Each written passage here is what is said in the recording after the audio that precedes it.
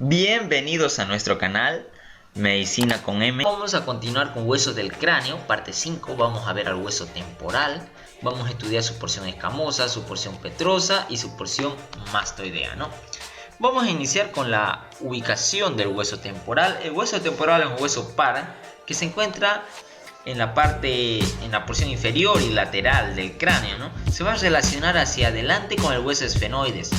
Superiormente se relaciona con el hueso parietal y posteriormente se va a relacionar con lo que es el hueso occipital, ¿no? Para su estudio, este hueso temporal consta de tres porciones: una porción escamosa, esta es una vista inferior del hueso temporal, una porción petrosa y una porción mastoidea, ¿no? La porción petrosa también se llama porción timpánica o petrotimpánica. Esto es muy importante, luego vamos a verlo por qué.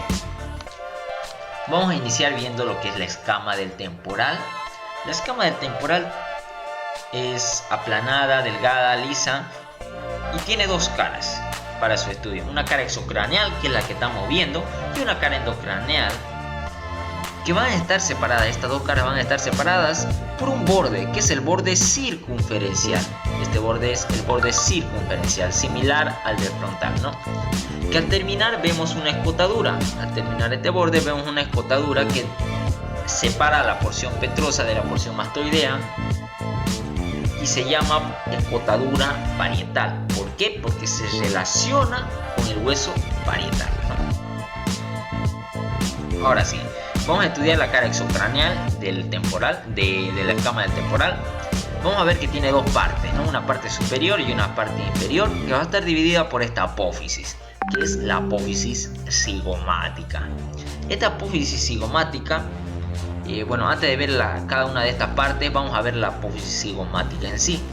La apófisis cigomática tiene dos raíces y dos bordes. Una raíz longitudinal y una raíz transversal o tubérculo articular. Repetimos, vamos a ver una raíz longitudinal o también llamada horizontal y una raíz transversal y un tubérculo articular. Vemos dos bordes, un borde superior y un borde inferior. ¿Qué vamos a encontrar en el borde superior? Vamos a ver una cresta, que es la cresta supramastoidea, ¿no? ¿Por qué? Porque se encuentra superior a la apófisis mastoides. Digo, a la porción mastoidea, perdón. Y anteriormente en la apófisis cigomática vemos una zona de inserción.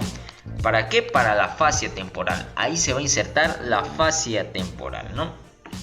En el borde inferior, ¿qué vamos a ver? Primeramente vamos a ver un tercio del conducto auditivo externo.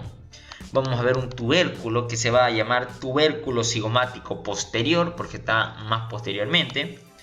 Y vemos otro tubérculo más grande, que es el tubérculo cigomático anterior. ¿Y cómo se forma este tubérculo cigomático anterior? Por la unión de esta raíz longitudinal o horizontal con la raíz transversal o tubérculo articular. La unión de estas dos raíces van a formar lo que es el tubérculo cigomático anterior. Entre estos dos tubérculos vemos una fosa, que es la fosa mandibular o cavidad glenoidea, donde se va a articular ahí el hueso mandibular, ¿no? Y más anteriormente, en la apófisis cigomática, vamos a ver otra zona de inserción, pero en esta ocasión se va a insertar el músculo macetero. Ahí se va a insertar el músculo macetero. Eso sería todo en lo que es la apófisis cigomática. Ahora vamos a ver su parte superior de la escama del temporal, ¿no? Vamos a ver aquí unos surcos, que son los surcos de la arteria temporal media, ¿no? Más lateralmente a esta vemos una fosa, donde se va a insertar el músculo temporal. ¿Y cómo se va a llamar esta fosa? Fosa temporal, ¿no? Donde se va a insertar el músculo temporal, ¿no? Eso en su parte superior. Ahora vamos a ver su parte inferior. Vamos a repasar lo que vimos en la apófisis cigomática. Una raíz longitudinal y una raíz transversal o tubérculo articular, ¿no? La unión de estas dos raíces forman un tubérculo cigomático, que es el tubérculo cigomático anterior. Luego vamos a ver el tubérculo cigomático posterior y un tercio del conducto auditivo externo. Y ahí vemos, y entre medio de estos dos tubérculos cigomáticos anterior y posterior, vemos una fosa o también denominada cavidad glenoidea, que tiene dos porciones. Una porción articular y una porción no articular. Estas porciones están separadas por una fisura que vamos a ver ahí.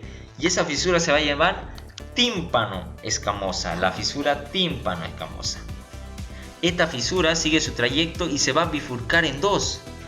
Que es la fisura petroescamosa y la fisura petrotimpánica. Ahora repasamos por qué. Miren, dijimos los nombres de la porción petrosa, ¿no? Que eran timpánica o petrotimpánica. Y aquí van a estar las fisuras. Fisura, la que es más medial, la fisura petroescamosa, porque ahí está la porción petrosa y más escamosa, y la porción escamosa, por eso se llama así. Y la fisura petrotimpánica, ¿no? Porque este es el otro nombre del peñasco, digo de la porción petrosa, ¿no? Que es la porción petrotimpánica, ¿no? Es más lateral. Esta fisura petrotimpánica también se va a llamar cisura de Glaser, ¿no? Cisura de Glaser. Eso sería todo a su parte inferior y su cara exocraneal de la escama, ¿no? Ahora vamos a ver su cara endocraneal de la escama del temporal. Su cara endocraneal, vemos aquí una fisura, que es la fisura petroescamosa, ¿no? La fisura petroescamosa, la que era la fisura más medial, ¿no? Y vamos a ver aquí un surco, las depresiones de un surco, que son los surcos de la arteria meningia media. Eso sería en su cara endocraneal de la escama del temporal. Ahora vamos a ver su porción mastoidea, ¿no? La porción mastoidea del hueso temporal presenta dos caras, una cara exocraneal y una cara endocraneal. También vamos a ver los dos tercios restantes de lo que es el conducto auditivo externo. Esta porción va a presentar una forma de un cono. Miren, si tenemos la imaginación, la base y su vértice. Ahora vamos a verlo por qué. La porción mastoidea en su cara exocraneal, que es la que estamos viendo, es muy irregular y rugosa porque se insertan cuatro músculos muy importantes y que hay que tomar mucha importancia a esto. Se va a insertar el músculo esternocleidomastoideo, el músculo esplenio de la cabeza, la porción occipital del músculo occipito frontal y el músculo longuísimo más inferiormente, ¿no? El músculo longuísimo. Como dijimos, posteriormente a estas inserciones musculares vemos un agujero, que es el agujero mastoideo, por donde pasan venas emisarias o venas anastomóticas, que estas son inconstantes, ¿no? Ahí lo tenemos. Ya. Ahora, dijimos que la porción mastoidea tiene una forma de un cono y con una base y un vértice, ¿no? Y ese vértice se va a llamar apófisis mastoides. Su vértice va a ser la apófisis mastoides o apófisis mastoidea, ¿no? Ahí la vemos, a la apófisis mastoides. La apófisis mastoide va a presentar tres características, tres estructuras anatómicas, ¿no? Que va a ser la escotadura mastoidea, donde se va a insertar el vientre posterior del músculo digástrico. Muy importante, el vientre posterior del músculo digástrico. Más lateralmente a esta vamos a ver la eminencia yuxtamastoidea, ¿no?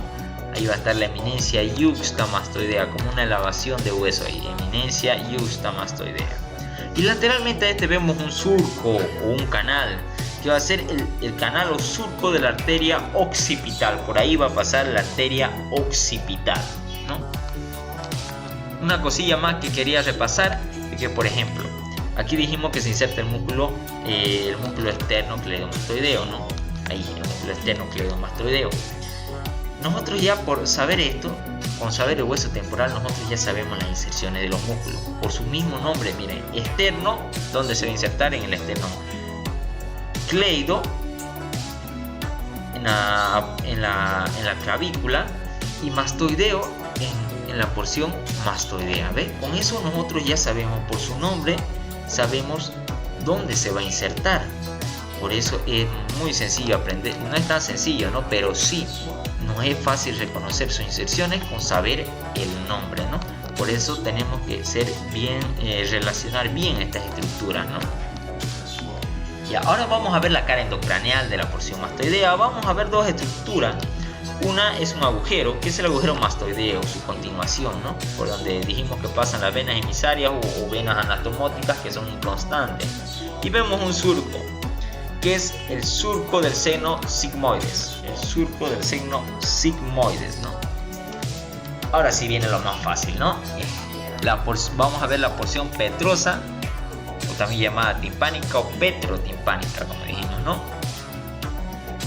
Vamos a ver que esta porción tiene una forma de una pirámide cuadrangular. Aquí lo vamos a dibujar, lo dibujamos, ¿no? Ya. Ahí vamos a ver 4 caras. Una cara antero-superior, esto es anterior, posterior, superior, inferior. Una cara antero-superior, una cara postero-superior. Y aquí si dibujamos, partimos a la mitad de esto, como decirles en tercera dimensión, vamos a ver una cara postero-inferior y una cara antero-inferior. 4 caras. Aquí vamos a ver la cara antero-superior y la cara postero-inferior, que van a estar divididas por este borde, que es el borde posterior de la porción petrosa, ¿no? Vamos a iniciar viendo lo que es la cara antero-superior. Vamos a encontrar primeramente aquí una eminencia, que es como una elevación de hueso, como si fuera una montaña, que va a ser la eminencia arcuata. La eminencia arcuata o arqueada, ¿no? Inferiormente a esta zona vamos a ver otra zonilla que va a ser el tegmen tympani, o sea, el techo del tímpano, ¿no? Ahí va a estar una zona que va a ser el techo del tímpano o tegmen tympani, ¿no? Inferior a esta vemos 2 surcos que en la bibliografía de Rubiere nos dice que son hiatos y luego se transforman en conductos, que son los hiatos del nervio petroso menor y el hiato del nervio petroso mayor. Para que no se nos complique, nosotros lo vamos a llamar surco del nervio petroso menor, porque este surco va a continuar y se va a transformar en un conducto. Va a ser el surco del nervio petroso menor, por donde va a pasar dicho nervio, ¿no? Y lateralmente vemos otro surco, que es el surco del nervio petroso mayor, por donde va a pasar el nombre el nervio del mismo nombre, ¿no? Ahora, ¿cómo sabemos cuál es cuál? El surco del nervio petroso menor está más apegado hacia la escama y el otro está más alejado, ¿no? Inferiormente a estos dos vamos a ver una impresión, que es la impresión trigeminal, donde se va a alojar el ganglio trigeminal, ¿no? Superiormente a esta vemos un tubérculo, ¿no? Así, en esa forma, que es el tubérculo retrogaseriano, ¿no? Eso sería todo de lo que es su cara antero-superior. Ahora vamos a ver su cara postero-superior. Cara antero-superior y cara postero-superior. En la cara postero-superior vemos un agujero prominente, que es el conducto auditivo interno, o CAI, conducto auditivo interno, por donde va a pasar 3 estructuras muy importantes: el nervio facial, el nervio vestíbulo coclear y el medio intermediario de Weisberg. Ahí está, para que sepamos cómo se escribe el nervio intermediario de Weisberg, ¿no? Y más lateralmente a esta, más posterior, vemos una fosita que tiene una forma de una uña, por eso se le ha denominado fosita ungleal, ¿no? Porque ahí cabe una uña bien cabal, ¿no? Que es la fosita ungleal. Inferiormente a la eminencia arcuata vemos aquí una fosita, que es la fosita subarqueada o subarcuata. En medio de estas dos fosas vemos un agujero, que es el acueducto del vestíbulo. Ahí vamos a ver el acueducto del vestíbulo, ¿no? Ahora, entre las caras superiores, entre la cara antero-superior y entre la cara postero-superior, vemos un surco, ¿no? Que es el surco del nervio petroso mayor. Ahí vemos, si lo sacamos ahí está un surco, que es el surco del nervio petroso mayor. Eso sería todo en lo que es su cara postero-superior, ¿no? Ahora vamos a ver su cara postero-inferior y su cara antero-inferior. Aquí vemos cara antero-inferior, lo que no veíamos hace rato, cara antero-inferior y cara postero-inferior. Vamos a iniciar viendo la cara postero-inferior. La cara postero-inferior se caracteriza ¿por qué? Porque presenta múltiples fosas y agujeros, ¿no? Por eso la vamos a caracterizar. Ahí está, si hacemos una línea divisoria, ahí va a ser, ¿no? Miren, por ahí. Ya, esa va a ser la cara postero inferior, todo esto de aquí. Primeramente vemos aquí un palito, ¿no? Una elevación del hueso, que va a ser la apófisis estiloides. No se olviden, esto es pregunta de examen. ¿Qué se va a insertar en esta apófisis estiloides? Se va a insertar el ramillete de Riolano. Ramillete se lo dice porque antes cuando una chica quería conquistar un chico quería conquistar a una chica, se llevaban ramos de flores, ¿no? ¡Qué galán! ¿No? Y los ramos de flores lo colocaban así en conjunto. Entonces a eso se lo dice ramillete, ¿no? Por eso le dicen ramillete de Riolano. Riolano fue el hombre que lo descubrió, ¿no? El médico. ¿Por qué se le dice ramillete de Riolano? Porque se van a insertar 3 músculos y 2 ligamentos y se van a distribuir como un ramo de flores.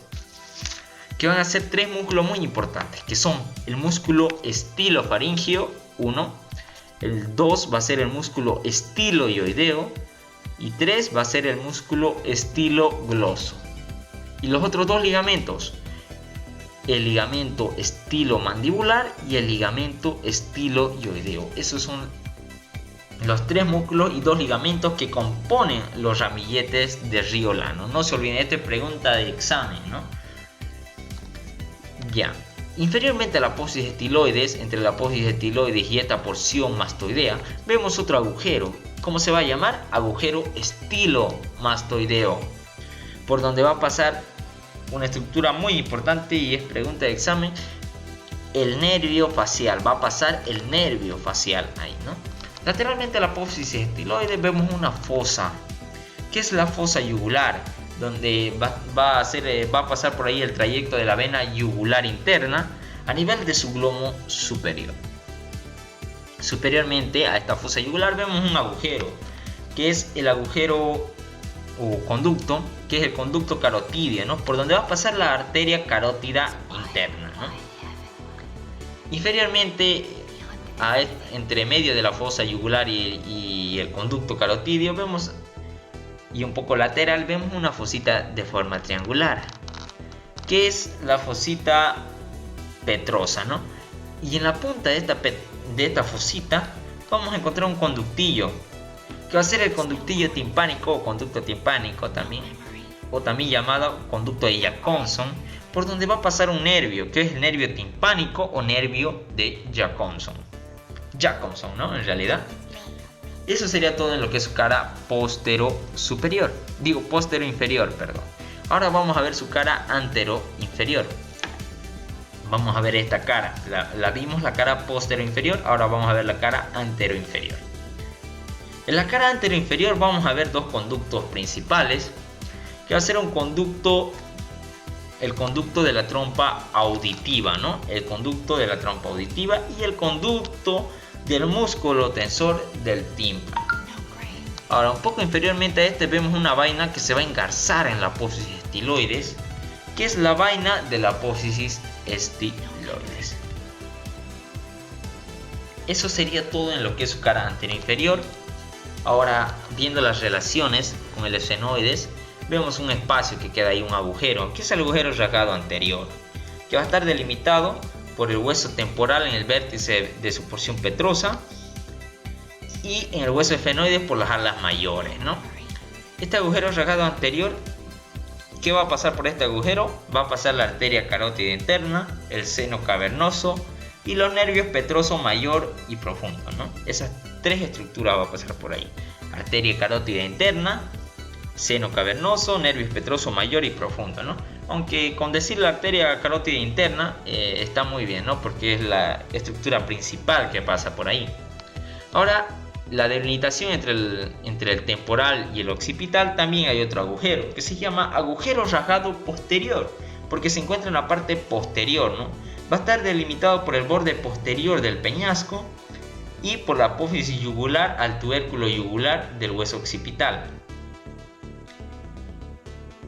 Que esto va a estar dividida en 2 segmentos, ¿no? Si vemos aquí un dibujo representativo del agujero rasgado posterior, que el tejido fibroso que lo divide, ¿no? En 2 partes, en una más grande y en otra más pequeña, que por la más grande va a pasar, o posterior y el otro anterior, ¿no?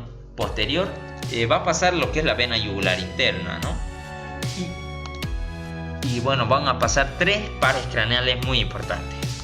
Pero en la parte posterior va a pasar la vena yugular interna, el nervio vago o neumogastrio y el nervio espinoso, ¿no? Que es el 11º par craneal, el 10º y el 11º par craneal. En la parte anterior vamos a ver que va a pasar el nervio glosofaringeo, que es el 9º par craneal, y el seno cavernoso inferior. O sea, vamos a repasar. Va a pasar la vena yugular interna, el 10º, 11º, bueno, el 9º, 10º y 11º par craneal junto con el seno cavernoso inferior. Bueno, esto sería todo lo que es hueso temporal. Bueno, hasta aquí terminamos el video, espero que les haya gustado y que lo hayan comprendido. Síganos en nuestras redes sociales, suscríbanse, no olviden activar la campanita y dejar su potente like. Si desean ver algún otro video en específico de anatomía, escríbanlo en la caja de comentarios y nos vemos en un próximo video. Acetaminofenos.